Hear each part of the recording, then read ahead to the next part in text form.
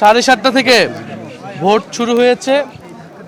আমি এই কেন্দ্রে রহমতুল্লাহ কলেজ এই কেন্দ্রে আমি আমার ভোট প্রদান করলাম। আমার জীবনের প্রথম ভোট। আমি নীরব পরিবেশেই নির্বিঘ্নেই আমি ভোট প্রদান করলাম। আমি জনগণের প্রতি আহ্বান জানাচ্ছি, সকলের প্রতি আহ্বান জানাচ্ছি, আপনারা ভোট কেন্দ্রে আসুন।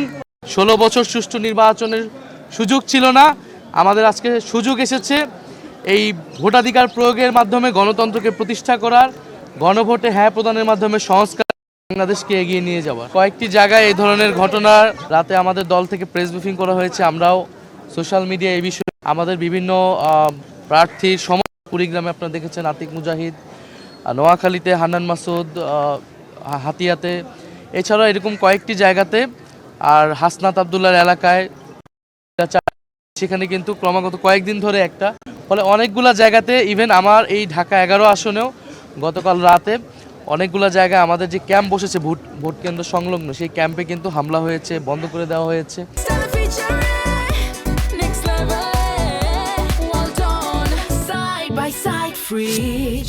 ফলে এই প্রতিকূলতাগুলো কিন্তু এসেছে। আমরা এই প্রতিকূলতাকে বেশি কাজ করছি না, আমরা ভোটে আসার জন্য আহ্বান করতেছি, কারণ আমরা চাই না এই ভোটের দিন কোনো ধরনের অনাকাঙ্ক্ষিত ঘটনা ঘটুক। আমরা চাই মানুষ ভোট কেন্দ্রে নির্বিঘ্নে আসুক। যারা এগুলো করতেছে আমরা মনে করি মানুষ ব্যালটে তাদের বিরুদ্ধে রায় দিবে, ব্যালটেই মানুষের জনরায় প্রতিফলিত হবে এবং প্রশাসনের প্রতি, সেনাবাহিনীর প্রতি, মিডিয়ার প্রতি আমাদের করজ থাকবে। আমাদের এত আন্দোলন, সংগ্রাম, আত্মত্যাগ সব কিছু ব্যর্থ হয়ে যাবে যদি ভোট সুষ্ঠু না হয়। তা আমরা আশা করব তারা নিরপেক্ষ আচরণ করবে। তারা প্রশাসন যদি নিরপেক্ষ আচরণ করে তাহলে এই ধরনের জোট দেখানোর চেষ্টা করছে তারা হবে না। ভোট সুষ্ঠু হলে এনসিপি জোট কয়টি আসনে জিততে পারে? 11 দলীয় জোট গঠিত হয়েছে। আমরা মনে করছি আমরা সরকার গঠনের দ্বার প্রান্তে রয়েছি। ফলে সেই লক্ষ্য, সেই আত্মবিশ্বাস নিয়ে আমরা কাজ করছি। ইনশাআল্লাহ যদি ভোট সুষ্ঠু হয়, নির্বিঘ্নে ভোট দিতে আসে, ব্যাপকভাবে উপস্থিতি নিশ্চিত করাটাই আমাদের এই মুহূর্তে প্রধান লক্ষ্য। সাধারণ মানুষ যাতে ব্যাপকভাবে ভোট কেন্দ্রে উপস্থিতি দেয় এবং আমরা ভোট কেন্দ্র পাহারা দিব। ফলাফল না নেওয়া পর্যন্ত আমরা ভোট কেন্দ্রের সামনে থাকবো, মাঠে থাকবো। তরুণদের প্রতি সবাইকে আহ্বান জানাচ্ছি।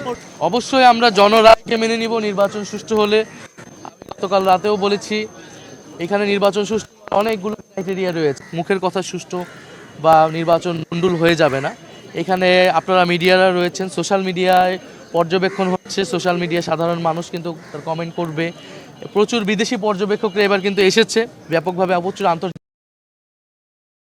আমরা কিন্তু বুঝতে পারবো ভোট আসলে কতটুকু সুষ্ঠু হচ্ছে, কতটুকু হচ্ছে না, এবং সেটার ভিত্তিতেই ইনশাল্লাহ আমরা জনরায় যেটাই হবে সেটাকে আমরা মেনে নিব। আমরা জয়ের ব্যাপারে আত্মবিশ্বাসী, তবে জয় পরাজয়ের থেকে গুরুত্বপূর্ণ হচ্ছে আমাদের কাছে সুষ্ঠু নির্বাচন, জনগণ যাতে তাদের ভোটাধিকার প্রয়োগ করতে পারে, এটাই আমরা নিশ্চিত করতে চাই আজকের দিনে।